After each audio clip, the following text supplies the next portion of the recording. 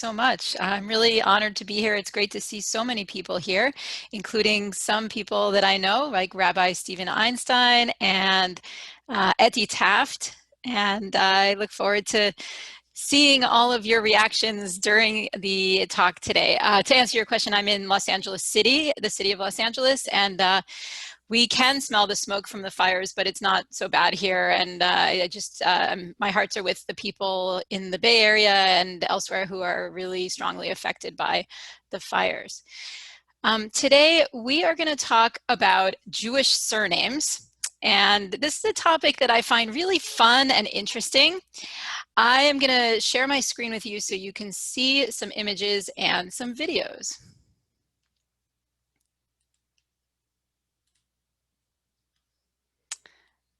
Okay, and if you have trouble seeing it, let me know, because now I can't see you anymore. So I'm going to start with a video from the 1960s. How do you do?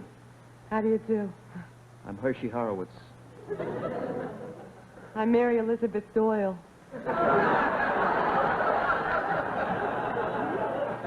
Doyle? Horowitz? Horowitz. H-O-R-O-W-I-T-Z. Hershey. My friends call me Hesh. Doyle. D-O-Y-L-E. My friends call me Mary Elizabeth. Is Doyle your real name? Sure. Why wouldn't it be my real name? I don't know.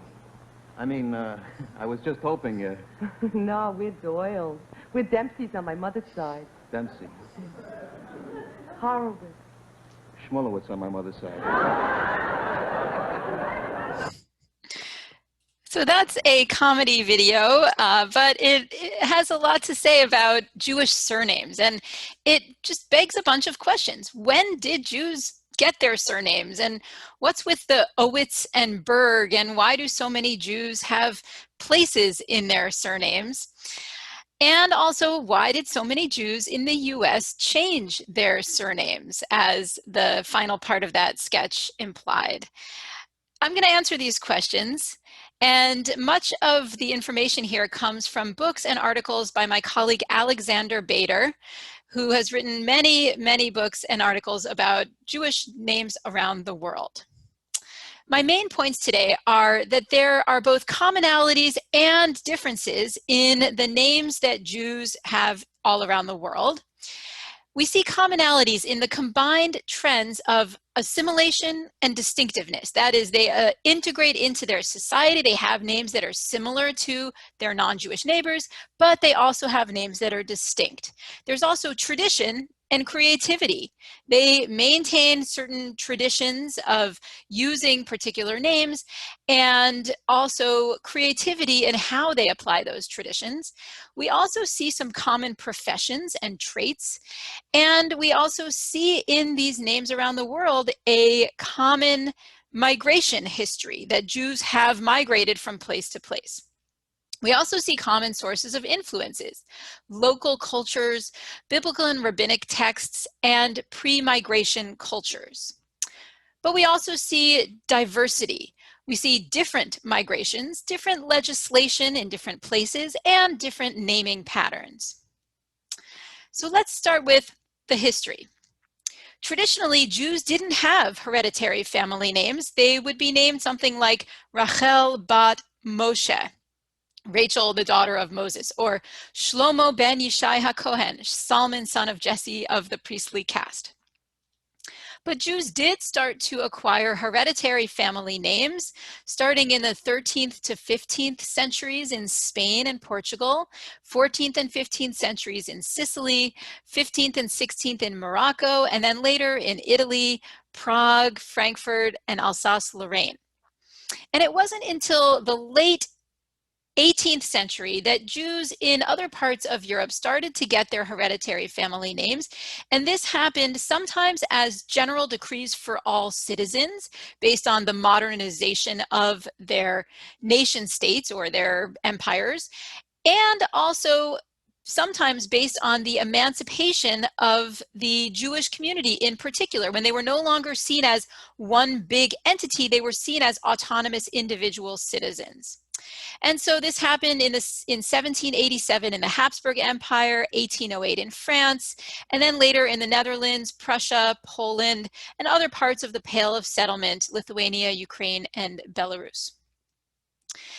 It happened a little later in other parts of the Jewish world in the late 19th, early 20th centuries in Greece, Syria, Iraq, India, and Central Asia, and Turkey, in the 1930s in Iran, and then Yemenite Jews when they moved to Israel in 1948 to 50, and in the late 20th century when Ethiopian Jews moved to Israel. So in all of these processes of name assignment or selection, who selected the names? Well, it was sometimes the individuals themselves, and sometimes they were assigned by authorities. Sometimes Jews used names that were also used by non-Jews, but sometimes they had names that were unique to the Jewish community and could identify them as Jews. So now I'm going to give you a number of surname types, and you can see these icons here that will be continuing throughout this part of the presentation, and there will be a quiz coming. Can I ask Okay. you one favor? Would you mind putting right now it's not in presenter view. So what we're seeing on the screen is kind of all your notes on one side, then what's thanks. coming up. Okay. So if you do it back, I've done it before, and so if you go back to the PowerPoint. Yeah, sure. And then while you're doing that, so, we were talking about the Jewish names, and the only reason I'm asking now is since we have a pause. So what did non-Jewish people call them? What did they do we had our names were the son and daughter of someone else. Did the non-Jews have a similar type of naming process before they got their family names? But maybe we'll get there in your talk. Yes, some of them did, and some of them didn't. All of these attributes, you can see it now, right? Oh no, it's still in presenting mode. Hold on, okay, so when you're right there, you see those three dots, the do dots I call. If you click them, and click that, and then it should give you a choice. That should have worked, but it didn't. If you do there, maybe go up to slideshow. No, it's not working. Okay, hold on. And if not, we'll deal with what we have. No, I think it does make sense. Here, let me try exiting that again and trying again.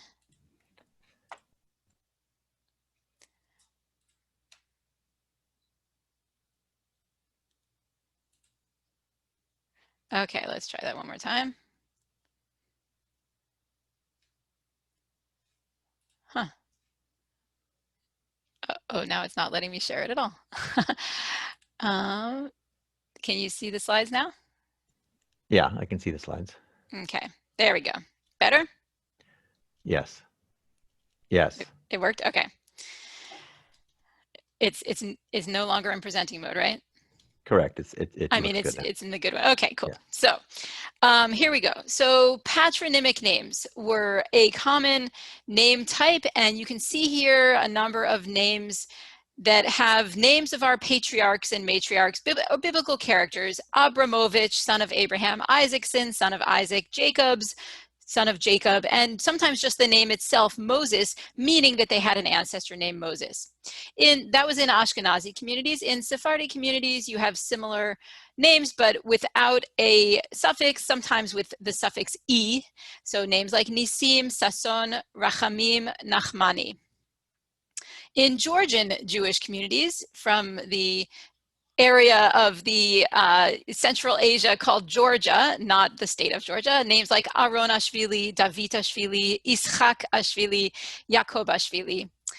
The mountain Jews from Azerbaijan and Dagestan, names like Musheyev, Pinchasov, Yagudayev, which is from Yehuda because the G sound replaces the H that isn't in Russian. In Bukharan communities in Uzbekistan, Tajikistan, names like Binyaminov, Ischakov, and Yakubov.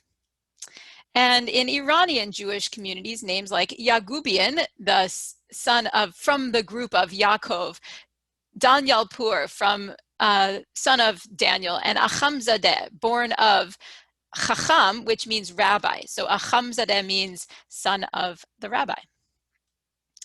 And then we get to matronymic names, Ashkenazi names like Frumkin, Dworkin, Rickles, Bayless, and Roskis. And Sephardi and Mizrahi names like Esperanza, Aziza, Barca, and Ben Esther. These are all matronymic names that they had a matriarch in the family with that name. The person who took on the name likely had a mother with one of these female names. The next category is occupation names, and you'll see names in Germany like Kirschner and Metzger, in Yemen names like Madar and Tabib, in Italy like Del Medico and Fornaro, and these are all names that are used by non-Jews as well. So you see that some of these names are unique to Jews and some are not. There are also Jewish-specific occupation names like Melamed, Gabbai, Chazan, Shochet, Katsav, or Kachevsky. There are also geographic or toponymic names, such as Deutsch, meaning German, Wilner from Vilnius, and Brandeis, which is a town in Bohemia. In Iran, this is a common way of forming names. Hamadani from Hamadan, Esfahani, Teherani, Shirazipur. And in India, in the Indian Jewish community there, most of the names are names of villages like Rajpurkar, Charikar, and Ashtamkar. The next category is characteristics, which might also be nicknames. If someone had to choose a name and they already had a nickname, it made sense to choose that as their surname. So names like Gross, meaning big, Klein, meaning small, Roth, meaning red, Geller or Gillerman, meaning blonde, Bialik, meaning white, and Cherno or Schwarz, meaning black. This is also common in Sephardi, Italian, and North African communities where you might have names like Gateño, perhaps they had a kitten or that was their nickname, Elbaz meaning falcon, Pardo meaning brown, or Tzedakah meaning charity. Another type of characteristic is Jewish hereditary caste, people who are Kohanim or Leviim. And there are many ways to say this. Names like Kohen, Kagan or Kagan is again that Russian G sound that replaces the H that doesn't exist in Russian. Kaplan is German for chaplain, which means a priest, right? And Kahane is Aramaic for Kohen. And names like Levi, Levine, Levinas, Levitas, etc. Another way to talk about their characteristics is if they are the son of a rabbi, sometimes they would get an acronym name. For example, Braff, Zach Braff, the actor, is probably descended from a rabbi whose name started with a P, a pei, because the P becomes an F when you put it into a Hebrew or Yiddish acronym. So Ben Rabbi Pinchas, Ben Rabbi Meir, etc., etc. And one of my favorite names, Babad, which is Ben Av Beit Din, the son of the head of the rabbinical court. And the final category is ornamental names, which is just an Ashkenazi practice. These are names that don't have anything to do with their characteristics or their professions or anything like that. They just sound beautiful. And some examples include Fuchs or Helfand or Gelfand, Adler, Leib, and then colors like green and blau. And some of these might be related to house signs. Sometimes when people didn't have addresses, they had a sign. So you said, look for the house with the red sign, the Rothschild. So Rothschild, it means red sign. And sometimes people would take those as their last names. But most of the artificial or ornamental names came from this practice, which originated in 1787 in Austria. They would take one word from column A and one word from column B and put them together, even if they didn't really make so much sense. Like, what does it really even mean? Eisenfeld, an iron field? What is that exactly? So, but this was a common practice because they had to come up with many names quickly. So they did it like this. And people liked these names. They sounded beautiful. They were in style. Now the question comes up, did Jews purchase more beautiful sounding names? And we don't actually know because there isn't historical evidence of this because bribes like that wouldn't be recorded. But also, It seems unlikely because the beautiful names were very common, and names that were derogatory or ridiculous were pretty rare. How many people do you know named Deligtish or Krebsfuß, right? Or Monkey's Face? These are not common names, whereas names like Eisenfeld and Goldenstein, these are quite common names. Also, interestingly, Jews generally ignored their surnames for several decades after they had gotten them. If they had paid for their names, then they would have used them for community internal affairs and not just for their official records with the state. Okay, you ready for your quiz? So feel free to put answers to this in the chat. And Ari, if you don't mind, would you be able to voice those for me? Because I can't see the chat or the people. Sure. Okay, here we go. So what do these names have in common? Yaghobian, Yanklowitz, Yakobashvili, and Kapelovich. How much time do they get to do this? Well, the first person who puts it in, just read out whoever says for something first. No one yet. I think that you've thrown so much information that people are digesting. Actually, I think people are trying to figure out their own names right now. Is my guess. Totally. Okay, totally. Let's see. Wendy Lupel. Okay, guys. Let's see. Hold on, I have to get back here. Deborah Glazer says son of. Wendy Lupel says all from Jacob. Yes, those are both right. These are patronymic names from Jacob. Yaghobian, Yanklowitz. Yankel is a diminutive form of Jacob, and Koppel is also a diminutive form of Yaakov. Okay, how about these names? What do these have in common? Rabinowitz, Achamzadeh, and Bardas. Okay, guys, let's show off that we're smart here. CSP. This is a harder one.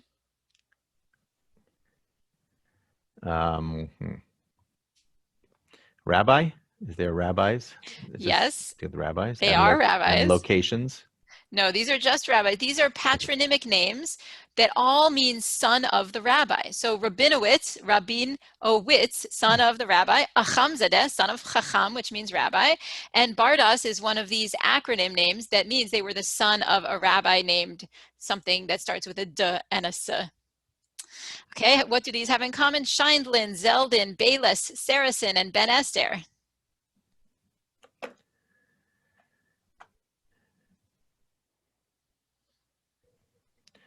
Matronyms? Yeah, exactly. These are all matronymic names. Son of Scheindl, son of Zelda, son Susan of Bela. Orbach was the first to come up. Okay, go ahead. Sorry. Okay, son of Sarah and son of Esther. How about these? Viterbi, Modigliani, and Castelnuovo. What do those have in common? Italian? Yep, these are Cities? geographic names. Yep, Okay. towns in Italy. Sue Orbach, again, first to... Oh, very good. Okay. So, and Castelnuovo, you might recognize that from the name of a famous composer named Castelnuovo Tedesco, who is Jewish and has two geographic names. Castelnuovo, a town in Italy, and Tedesco means German in Italian. What do these have in common? Kaplan, Katz, Kagan, and Sacerdote. Can I answer that? Oh, yes. Cohanes. Yes, that is correct. And, I'm a cat, so there you go. Oh, there you go. So, and Katz is Kohen Tzedek, righteous Kohen. That's what they call me in Irvine. There you go. And we talked about the others, and Sacerdote is Italian, meaning priest. Hey, one question. I understand that CATS is the oldest acronym in history. Is that verified or verifiable? I don't know. Is it older than Rashi? And then, yes. yeah, But CATS, it's the oldest acronym name in the world, like not in Jewish world, in the world. Huh. Anyway, we'll check it out. Okay, I haven't heard that. I got to check that out. How about these? Horowitz, Landau, Shapiro, Ginsburg, Epstein, and Katzenellenbogen. Sometimes when I do this, someone shouts out, "They're all in my law firm," or something like that. Anyone? I'm waiting.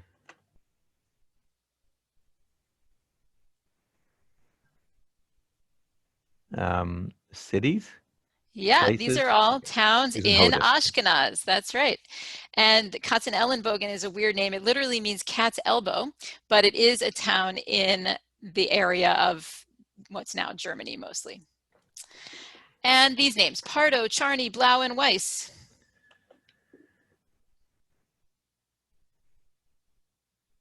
Colors, Debbie Pollack. Yeah, Colors, that's right. colors. Rita Rubin. They're colors, that's right. They could be characteristics or they could be just ornamental names. This is a long list, but they all have something in common. Snyder, Chait, or Chait, Kravitz, Fingerhut, Scherer, Portnoy, Needleman, and Sabo. Jobs, Wendy Lupel says. Yeah, Professions. It's actually Deborah one Glazer. specific profession. One profession. Okay, guys, what profession is this? A person, a tailor. Yeah, that's it. That was, These are all tailors. Snyder is German, Chait is Hebrew, Kravitz is Polish, Fingerhut literally means finger hat or thimble. Scherer means cutter, Portnoy in Russian, Needleman, and Sabo in Hungarian. So sorry, Kravitz, because we do have a Dr. Yeah, that's Kravitz. Polish for that means tailor. a tailor. So yeah, Muriel Ash gets credit for the first, the Okay, fastest on the draw here. Nice. But you just like named half of our CSP donor base. So yeah, there you go. Okay, and then finally a little matching game. I'm going to show you a picture. You tell me which of the names on this list it represents. So here's the first one. So they have to say which is which of those names it is a picture of. Okay. Okay, I'm waiting. People are looking. I'm wondering, by the way, if you're in the audience and you just saw your name and for the first time ever you understood what it means, please chat me, because that was interesting to me. I have a name that no one understands. So while people are trying to match it, it's my mother's family name, Ruch, R-U-C-H. Ooh. No one can figure that one out. Like, where, I mean, Okay. I have some. So I'll have to look that one up. Yeah, R-U-C-H, Ruddy, red, but a strange one. Huh. No one in my family is red. Okay, no one has matched it up. So okay, well, this one is Roth Bloom. It means red flower. Yeah. Okay. How about this one?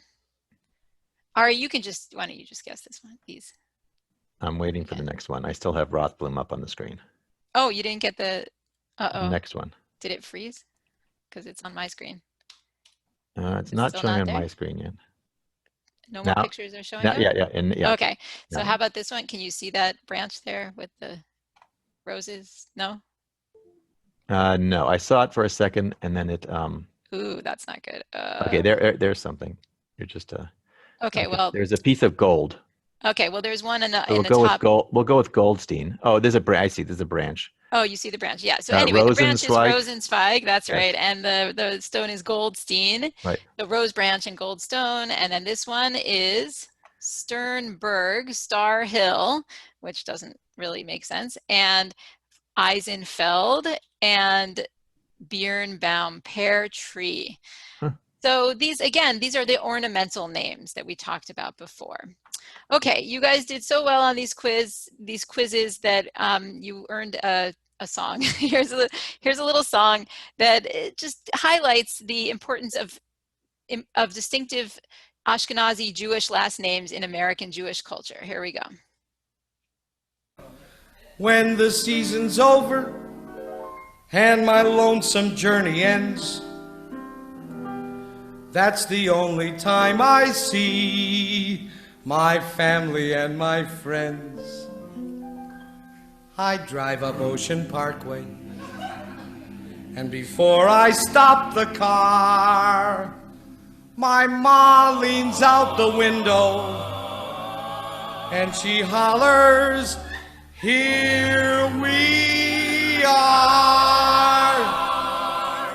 Shake hands with your Uncle Max, my boy, and here is your sister Cheryl, and here is your cousin Isabel, that's Irving's oldest girl. And you remember the Tishman twins, Gerald and Jerome. We all came out to greet you and to wish you welcome home. Meet Merowitz, Barowitz, Handelman, Shandelman, Sperber and Gerber and Steiner and Stone, Moskowitz, Lupowitz, Aronson, Barons, Kleiman and Feynman and Friedman and Cohn, Smolowitz, Wallowitz, Teitelbaum, Mandelbaum, Levin, Levinsky, Levine and Levi, Brumberger, Schlumberger, Minkus and Dinkus and Stein with an E-I and Stein with a Y. Okay, so that's just a fun little example of all these distinctive names we've been talking about. So to summarize this part of the talk before we get to name changing, Jewish names are similar to local non-Jewish names, but they have distinctive features. And although Jews around the world have diverse histories of naming, they also share some traits and even some specific names. So here we go, name changes. In many places, Jews have changed their surnames, including Russia, the UK, Hungary, and Israel. I'm going to give you some examples from Israel and the US. So in Israel, often people would change their names based on sound or based on meaning. My grandparents were named Bloom, and they changed it to Benor, son of light, in 1948. Not because it had anything to do with it in meaning, but because they both had a bet at the beginning. Or Berlin becoming Bar Ilan, or Newman becoming Ne'eman. Sometimes this was based on meaning, like Abramovitch becoming Ben Avraham, or Goldberg becoming Har Paz, meaning hill of gold or mountain of gold, or Lowenstein, which means lionstone, which is one of these ornamental names that doesn't really make sense. What is a lionstone? But you can say it in Hebrew too, Even Ari. And of course, some famous Israelis have changed their names. Eliezer Ben Yehuda was Perlman, Golda Meir was Meyerson, and David Ben Gurion was David Gruen. So how does this play out in America? Well, you probably are familiar with some celebrities who have changed their names. I'll just give you a minute to take a look. There won't be a quiz on this particular list, but you can just take a look at that.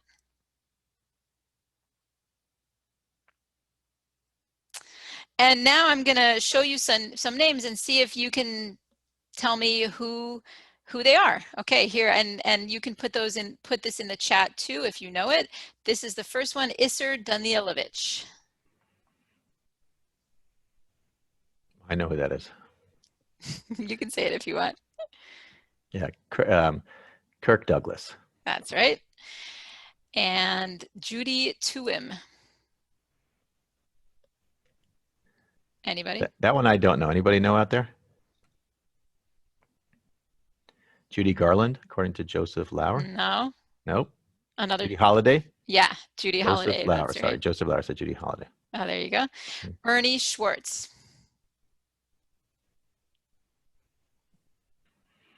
Come on, people. Tony Curtis. Yeah. According to a few people. Okay, good job. And Belle Silverman. Belle Silverman. I'm waiting.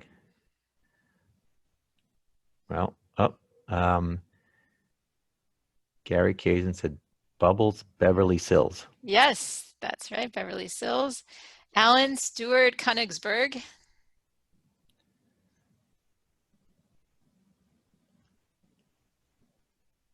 Is that Woody Allen? Yeah, According to that's Muriel right. Ash and okay. Yeah, okay, we have some fast typers here. Jacob Cohen. This is the last one. Okay. Anyone? I'm watching the screen. Jacob Cohen. That seems like a very random Jewish. It I could be know. anybody. It could be. Okay, well, I guess you give up. So the answer is Rodney Dangerfield. Okay. So now the question is, why did they change their name? And I'm going to quote Rodney Dangerfield, because they couldn't get no respect. Now that's actually true. That is what happened. It had to do with various factors, and I'm going to give you some information now from this book called A Rosenberg by Any Other Name, Jewish Name Changing in America by Kirsten Vermeglish. And I'm going to give you some information from this book that might surprise you. One is that the idea that American Jews had their names changed at Ellis Island is actually a widespread myth. It's so widespread that every single time I've given this talk, people in the audience have said that they have this story in their family, that they know that their family's name was changed at Ellis Island. It's even part of my family lore.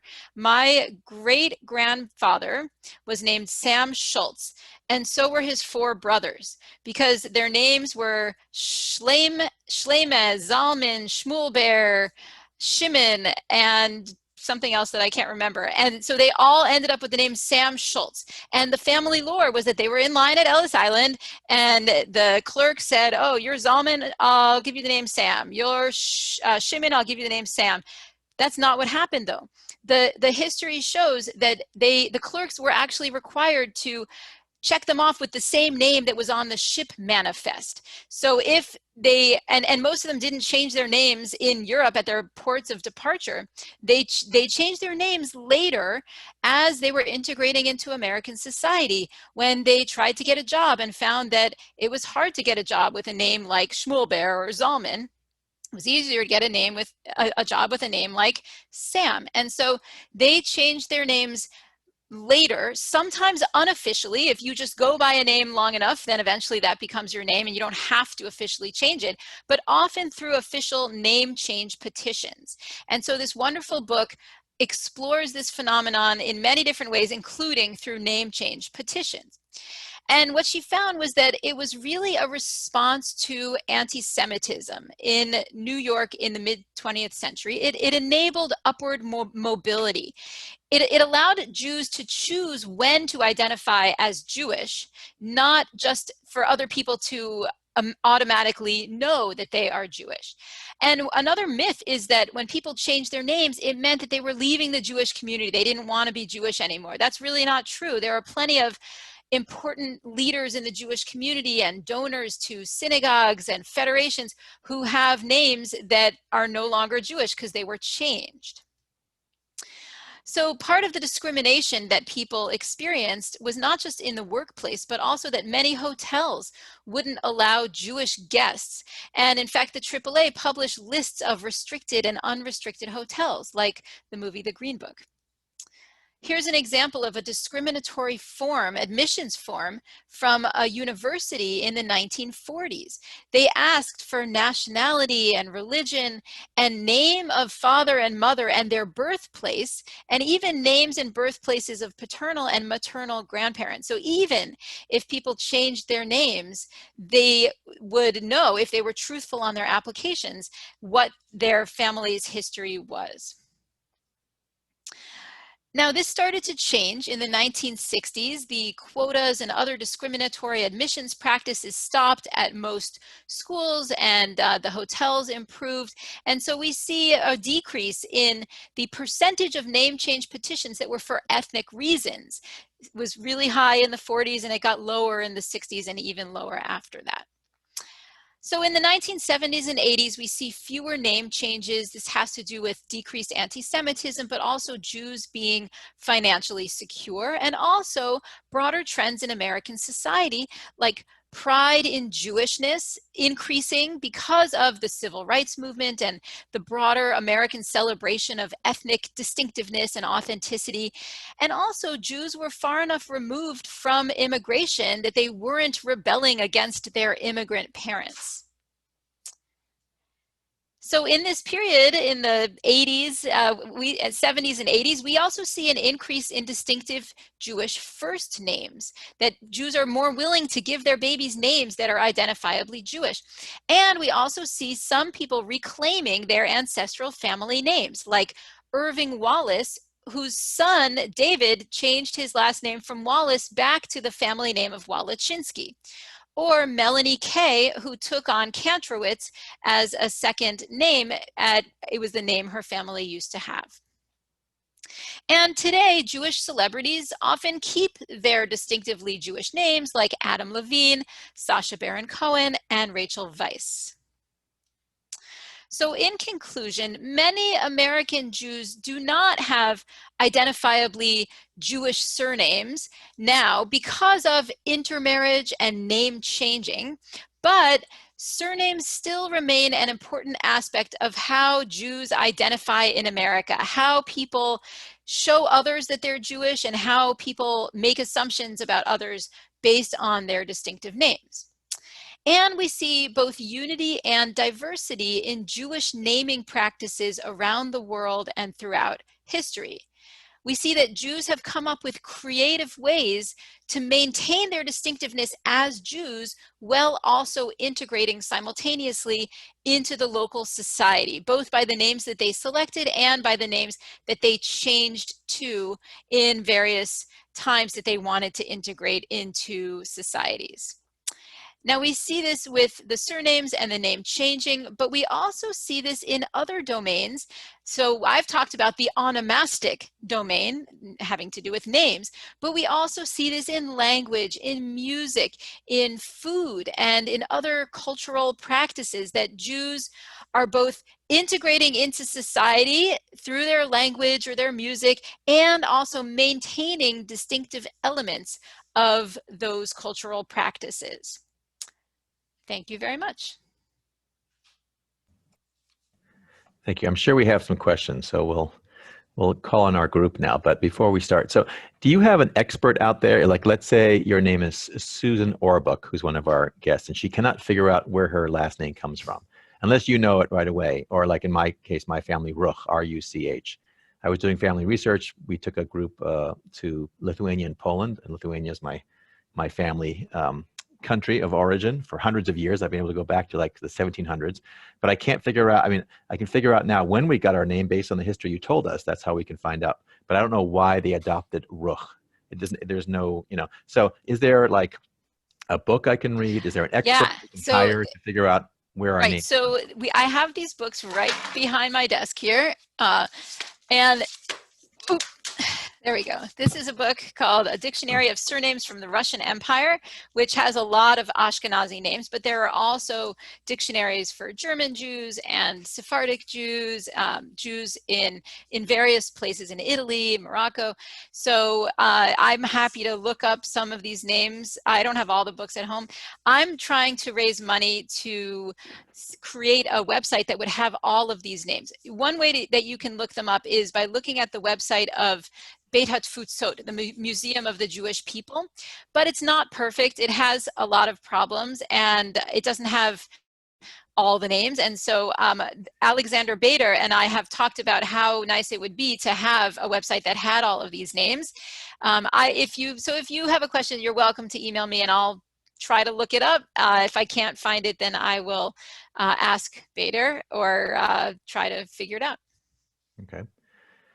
We have like Vogelfangers. I don't know if they don't know what their name, but that must be easy to figure out, right? Vogelfanger? Yeah, Vogel means bird and Fanger, I'm not sure. I have to look that up. Okay. So Elliot, if you know your name, just chat it in. We'll figure it out. Okay, but yeah, so maybe questions shouldn't focus on specific names because you can email me directly about that. Yeah. I just saw Elliot up there. So one question was, is there research showing name changes increase with current rise in anti-Semitism? I don't know if that means right now, but I think it's too early to know that. Interestingly, in the current situation with the rise in anti-Semitism, we see some people who are expressing a concern about expressing their Jewishness in public, like wearing distinctive Jewish clothing or kippahs, but others are doing the opposite and intentionally displaying their Jewishness publicly as a way of expressing their Jewish pride and as a way of going against the, sort of defying the anti-Semites. So I wouldn't be surprised if there was a little bit of both. People now giving their children more distinctive Jewish names and also some people avoiding those distinctive Jewish names because of anti-Semitism. People asked about Sephardic names, whether you addressed it, and the answer is, yeah, I believe you did at the beginning. Yeah, there were several aspects of that. One interesting thing about Sephardic surnames is that they are the oldest ones in the Jewish community, that they have had their names since the 13th century in many places, and in contrast to Ashkenazi names that are much more recent. Looking at questions here. So going back to, I'm interested to know the Jewish world versus non-Jewish world. So I mean, we all have names that we think are very Jewish. Goldstein, right? I think that's a very Jewish name. But were there non-Jewish Goldsteins because they did the same kind of naming? I mean, there was a rush for names when I think it was for tax reasons, right? The government was like, we can't identify people anymore. We have to have last family names. You have X number of time, give us your family name. And people were running around, I assume it must have been very funny back then, trying to figure out having family meetings and choosing their family names. At least that's what I gathered from some of the research I've done. But you probably know way more about the process than I do. Right. So that did happen, that people had to come up with names quickly. Often it would be sometimes it would be the individuals that were getting the names themselves that would come up with it. And sometimes they would just go up to a clerk and the clerk would assign them a name using one from column A and one from column B. And yes, many non-Jews do have names like these in Germany in particular, but in the Austro-Hungarian Empire. And yes, there are some non-Jewish Cohens, and as someone just wrote, I now can see the chat. And so some names that we think of as Jewish names, Germans will think of as just German names. So going back to the Jewish distinction, historically we were named Ari, son of Aubrey, right? Ari Pesach ben Avram Yosef. What did the non-Jewish world? How did they? I think we talked a little bit. Did they also refer themselves as, John, son of? Yes, Ted? and that's why patronymic names are quite common around the world. In fact, in Iceland today, people still have names of their name, son or daughter of their father's name, and it's not hereditary. They just have that name, and then their child will be their name, son of or daughter of them. So but in most countries around the world now, I don't know about most, in many countries there are patronymic names, there are geographic names, there are profession names, and there are characteristic names. All of these categories that I mentioned are common in many different groups, not just among Jews, but the ways that Jews use some of these categories are a little different. And some of the subcategories I talked about, like the acronym names and the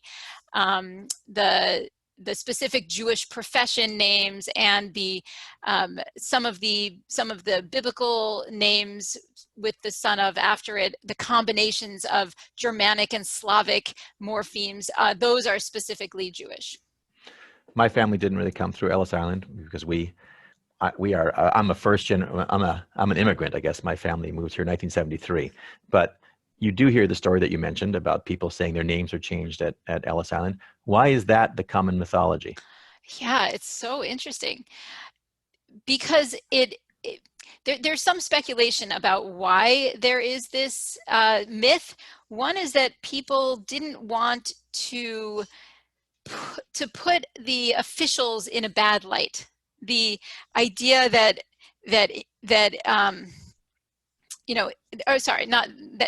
not what I meant. They didn't want to tell their children that they had experienced anti-Semitism, because that is why people changed their names. And so they were more comfortable putting the officials at Ellis Island in a bad light than highlighting the anti-Semitism that they experienced as they were integrating into American society. But it seems weird that so many people would say, my name was changed at Ellis Island.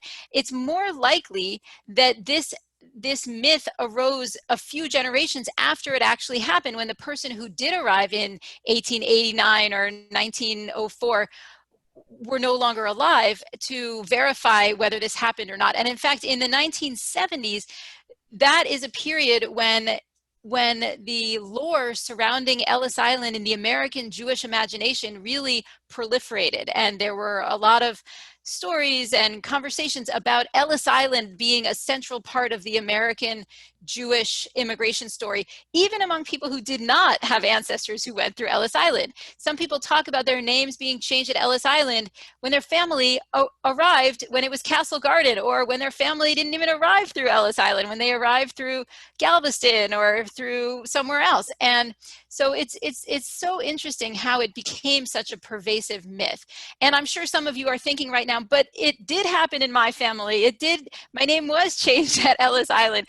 And maybe it happened in a few cases, but the historical evidence really is strong that it wasn't a common phenomenon. People, one general question on a specific name, but on a type of name like Goldman, Bregman, Bergman. What is the MAN? Is there? Yeah, so that's a Germanic or German or Yiddish word meaning man. So it would be often these would be professions, or they would just be the ornamental kinds of names that we talked about. It does make our names rather random then. Because yeah, I mean, the ornamental category, absolutely. And often people don't realize that. In fact, that's one of the common mistakes that I see on the Beit HaTfutzot website of names, that sometimes they say, oh, your name is Silver, that means your family was involved in the silver industry. My family was named Silver, and in fact, my grandmother, my great-great-grandmother, Dina Silver, brought over candlesticks that are silver, and it says Dina Silver on it. And so I kind of assumed that my family had been involved in the silver industry, and actually she was the mother of Abba Hillel Silver, who was my great-great-uncle. But it's not true. It was just one of these artificial names. We don't have any evidence of our family being involved in the silver industry or anything like that, and bringing over candlesticks was pretty common for people with many different last names. There are some notes, and people, I think, correctly point out, and you may have mentioned it also briefly, that people changed the name because it was just hard to pronounce, not necessarily for anti-Semitism, but when you come to America, you just can't pronounce it. It doesn't fit in. So they just took something that sounded like their name or simplified their name. That's right. And often the names would be names with the same letter or just shortened versions of the name that they came over with. So have you done your whole family history? You've analyzed all the names to try to find out? Is that something you're involved in? A little bit. Yeah, I guess so. And well, one interesting thing is Bunin, my middle name, which was my husband's bachelor name before we got married, and he took on my name as his last name. So that name is either a matronymic or a patronymic name. The name Bune is one of these really cool names in Yiddish that comes from Romance, because there was a Romance language component in Yiddish, which you also see in names like Sprinze, which is like Esperanza, and Yente, which actually comes from Gentile, probably from Judeo-Italian. And so these are names in Yiddish, in a Germanic language, that come from Romance languages because Jews moved from Italy and France to Germanic lands, and they kept some of those names that their grandparents or great-grandparents had used and maintained them even until the present day. And so Buna is one of those names related to Bina, and it means good, bon, in French, right? And so I love that fact that one of my names has this very long, interesting lineage. I did like when I was doing my research that people, when they were sitting around the table choosing their name, did sometimes look at their mother and choose that name as the family name. And people don't, and so there's a lot of stuff hidden in our names and some that's not in the name, and it's nice to find those pieces. Some other questions people ask was, is it true that like in some towns like Landau, people just adopted everybody adopted the same last name, when they were expelled in a certain period of history or left? Is that a right? story? Something I forgot to mention when I was talking about the geographic names is that it's unlikely that these names would have been acquired when people currently lived in that town, because then everyone in that town would have the same name and it wouldn't work as a way of distinguishing all the Moishes in that town, right? So more likely it meant that their ancestors had come from that town. And so it's likely that people who have the name Landau had an ancestor from Landau and then took it on later. But interestingly, there are so many people with names like Landau and Shapiro and Horowitz, that list that I gave you, right, the law firm, because these are just names that ended up having a lot of descendants, right? It doesn't mean that there were so many people who lived in those towns at any one time. A few last questions. The last part of the name was ski, like S-K-I or S-K-Y. So someone asked, what does that mean? Yeah, that's from Polish. It means sun. Okay, and Gary Kazin. We must have some experts here because they're answering it. They're answering our people on the screen, which I like. Oh, nice. Bruce Winters asked, was it easy to really change your name in New York during the early 1900s? Because so many Yes. people, yeah. Yeah, it was pretty easy. And some people just did it automatically, unofficially, by not having, by going by that other name. But other people did it officially. And to do that, you needed to do a court petition, and there were people lawyers who specialized in helping people come up with a good petition of why they needed to change their name. They usually wouldn't say things like, I'm experiencing anti-Semitism, I can't get ahead in my job. They would say, people have trouble pronouncing my name, and that kind of thing. But it really is interesting how much the name changing correlates with people's experiences of anti-Semitism. In your research, did you find, did people travel under assumed names and therefore end up with those names, either someone else's names or made up names, or did people just, was that even possible back then? That was just a question. So yeah, you can make up a different name and go by it, and then eventually take it on as your name. And especially when you're, I'm not sure if that was the case, then why would so many people do official petitions? I'm not sure. That's a question that I will ask Kirsten from English, who wrote that book. Related question, because when I was doing my family history, by the way, it's like a dark pit. Not a dark pit. It's when you go back into family history and lore, you can get stuck in there. It's kind of like doing Kabbalah. You have to be very careful because you get so much to learn, and also there's dead ends. One other thing I learned is that people either didn't know their birthdays, made up their birthdays, changed their birthdays, which in many respects is like names. Did you find that is true? I mean, my grandparents apparently just made up birthdays. They didn't celebrate birthdays over there in Eastern Europe. And so the birthdays I have for them when I was doing research didn't match the documents, and either because they didn't know their birthday, they didn't care about their birthdays, they didn't want the government to know their birthdays. So is that something you've looked into? Yeah, I have. I mean, I haven't researched that in particular, but I have heard that often people didn't know their birthdays, so they would just make something up, and they didn't have their birth certificate or documents that had that information. Somebody asks, are people today, non-Jews, changing their names due to today's atmosphere? It's a really interesting question. At the end of Vermeglish's book, she does address that, and she found that current immigrants are not changing their names in the ways that Jews did. And part of that has to do with the ability to pass as white that Jews often had, that many of these immigrants don't, who come from Africa or Asia or Latin America. And so changing their name wouldn't help them get ahead in society in a way that it would have helped Jews who are of European descent, who can pass as white and not Jewish if they don't have a distinctively Jewish name. But part of it is also just that our society is no longer as has changed in its orientation toward ethnic distinctiveness. Now it is okay, it's much more acceptable to have a distinctive sounding name, even if it's a long, hard to pronounce name. But there are certainly still people who request name changes. And sometimes most of the name change petitions that she found from the 2000s had to do with making their documents match, because they were having trouble accessing government services because one name was spelled slightly differently or something like that. Most of them weren't about people have trouble pronouncing my name, or I'm having trouble getting a job with this name.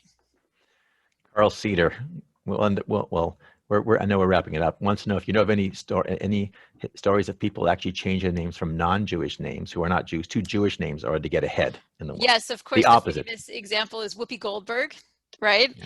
Who did change her name to a Jewish sounding name because she thought it would help her get ahead in Hollywood. And I don't know if it was her name, but she certainly has been successful. I assume that's not a big phenomenon, but I guess. No, not that big, no.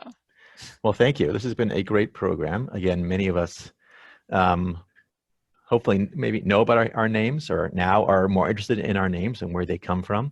And you talked very quickly. So I did record, if it's okay to share this with people on the program, Yes, so they can watch it in like slow motion and get all those names. And then if you wouldn't mind, maybe send me some of these books or resources, and I'll send it out to people, like if people want to do research into their name. Yeah. That'd be great. So I guess, before the new year starts, it's good to start with something new and something old, which is your name and where you come from. So I appreciate you spending time with us today. I thank everybody for joining us, and it was a good way to end our week of programs. Tomorrow we're off. Thank you, everybody. Thank you. Thank you so much. We'll do it again. So what other programs can you do for us? Give the people, I'll let them, tell me what they want. You have any suggestions based on the fact that we had 165 people show up for your program today? Oh, sure. Yeah, I'd be happy to talk about language, culture. I'm currently working on a project on the ways that non-Jews use Jewish language in America. I could do a talk on that. I could do a talk on American Jewish language and identity, how different groups of American Jews speak differently. My latest book is Hebrew Infusion, Language and Community at American Jewish Summer Camps, and I could do a talk on that. It's a really interesting story of how the summer camps in America came to use so many Hebrew words, and how different camps use Hebrew in different ways. So several topics I'd be happy to present on. Thank you. And again, I want to mention we dedicated this honor to Professor Sharon Keller, who, is an Egyptologist and teaches, in that area, but is also an expert in Lower East Side Judaism and has taken us on tours of Lower East Side. So I feel this program actually connects to what Sharon has taught us and taken us to see in the Lower East Side. And I like that. I like learning about mythology, but it's actually better to break mythology sometimes so we get to reality. So thank you for re-emphasizing about the name changes and how that really worked in history. And yes, Ruch, if anybody could tell me where Ruch comes from. Cats, I got Ruch. And if your name you need help with, email me and we'll see what we can do. Thank you, everybody. Have a good day. Thank you. Talk to you soon. Bye. Bye, guys. Bye, Susan Glass and Muriel. Ellen Prince, good to see you. Elliot Vogelfanger means bird catcher. Your family, I guess we're bird catchers. Yeah, most of us don't live up to our family name. I'm a priest, so I do that, during the services on high holidays. I get to bless the people, so I still have that family job going there. But I'm a vegetarian, so when it comes to like killing animals and barbecuing them, it's not going to work out too well for me. Okay, bye guys. Have a good one.